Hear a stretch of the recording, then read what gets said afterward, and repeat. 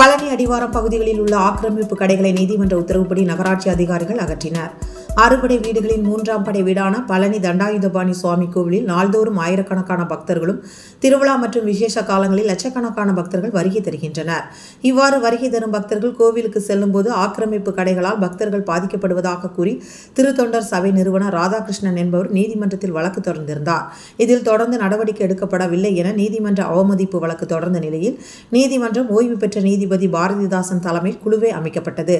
கிரிவலப்பாதை அடைக்கப்பட்டு கிரிவலப்பாதையில் இருந்து ஆக்கிரமிப்பு கடைகள் அகற்றப்பட்டத அடிவாரம் பகுதியில் எந்த ஒரு ஆக்கிரமிப்பு கடைகள் இல்லாதவாறு அகற்றி வருகின்றனர். இதேபோல இன்று அருள்ஜோதி வீதி, ஐயம்புள்ளி சாலை, தேவர் சிலை, சரவண பொய்கை உள்ளிட்ட பகுதிகளில் இருக்கும் ஆக்கிரமிப்பு கடைகளை நகராட்சி ஊழியர்கள் அப்புறப்படுத்தினர். தொடர்ந்து ஆக்கிரமிப்புகள் மீண்டும் வைக்கப்பட்டால் பொருட்கள் பறிமுதல் செய்யப்பட்டு திரும்ப தரப்படாது எனவும் நகராட்சி அதிகாரிகள் எச்சரித்தனர். இதில் வட்டாட்சியர் சக்திவேலன், டிஎஸ்பி தனஞ்சயன், ஆய்வாளர் மணிமாறன் மற்றும் நகராட்சி அதிகாரிகள் கலந்து கொண்டனர்.